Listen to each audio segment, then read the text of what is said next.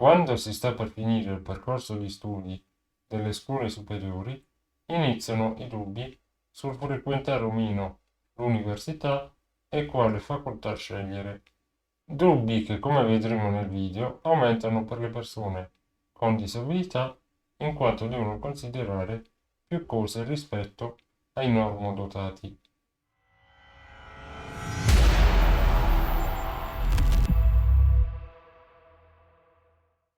Infatti, oltre a scegliere come tutti una facoltà compatibile con le proprie capacità, deve assicurarsi che sia accessibile e metta a disposizione i servizi di cui ha bisogno, perché indipendentemente dall'accessibilità, se ho bisogno di qualcuno che mi aiuti ad andare in bagno o nella comunicazione con gli altri, queste figure devono essere presenti.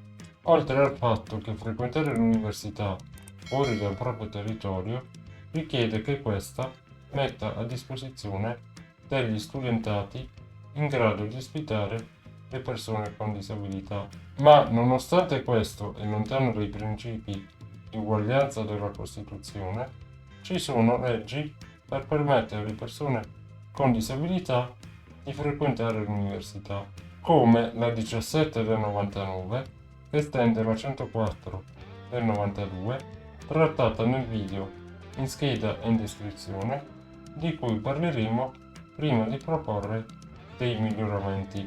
Il primo aspetto di questa legge è che permette di frequentare l'università solo a chi acquisisce il diploma di maturità e non l'attestato di frequenza, perché se non riesce ad acquisire quel diploma, figuriamoci sostenere un percorso accademico. Prevede poi azioni di orientamento insieme a centri per l'impiego, strutture formative accreditate, aziende, cooperative, amministrazioni pubbliche, comunità, enti, associazioni e comitati tecnici. Viene assicurata l'assistenza sia fisica che alla comunicazione, nonché la fornitura di ausili utili allo studio e il trasporto verso le sedi universitarie, compatibilmente però con le risorse messe a disposizione dalla ADISU.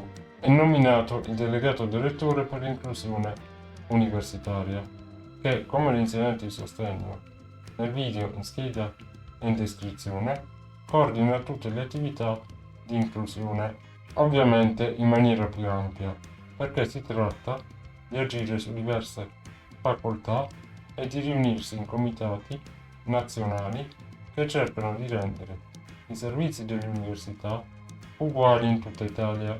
Si può usufruire di tutors, colleghi con più anni di studio che aiutano lo studente con disabilità a organizzare lo studio delle singole discipline, compatibilmente con le finanze dell'università. Vengono permesse le misure compensative per sostenere gli esami, come aumento dei tempi o uso di ausili, nonché prove che verificano le competenze dello studente in modo diverso. Ed infine c'è l'esonero dalle tasse universitarie, soprattutto per le disabilità più gravi, perché questi studi spesso rappresentano l'unica strada per l'inclusione lavorativa.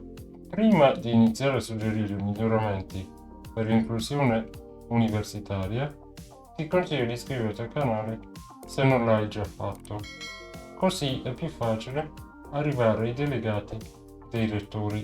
Sul possedere il diploma di maturità c'è poco da fare, soprattutto dopo alcuni esperimenti fallimentari, ma può creare azioni di formazione degli studenti, perché i disabili senza diploma spesso finiscono per passare la loro esistenza in casa. Quindi passare del tempo con i loro coetanei normodotati può far bene a tutti. Sull'assistenza, la fornitura di ausili e il trasporto servirebbero meno chiacchiere e più azioni concrete con il territorio, perché questi servizi spesso non sono garantiti. Poi vengono le figure dei tutors, che spesso andrebbero gratificati di più, così come l'esonero delle tasse universitarie. Sulle misure compensative, invece, si nota l'assenza di documenti simili al PI, perché con tutti gli esami da fare non ha senso organizzarsi sul momento coi singoli professori. Se invece ci fosse un documento simile, sarebbe più facile razionalizzare tutti gli interventi di inclusione con possibile riduzione della spesa. Per quanto riguarda i miglioramenti sull'orientamento, dedico un capitolo a parte perché incide anche sull'inclusione lavorativa. Perché se dopo la laurea la persona con disabilità non riesce a trovare occupazione, le azioni che possiamo suggerire a chi conclude le scuole superiori serviranno a poco. Quindi andrebbe innanzitutto intensificato orientamento post laurea, creando anche percorsi di assunzione mirati, oltre a quello che si fa con gli altri studenti.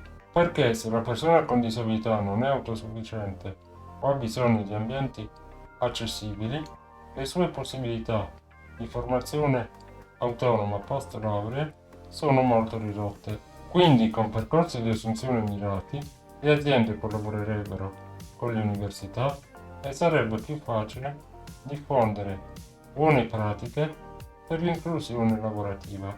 Perciò, se anche tu la pensi come me o vorresti suggerire altre idee, scrivilo pure nei commenti, così discutiamo e approfondiamo l'argomento.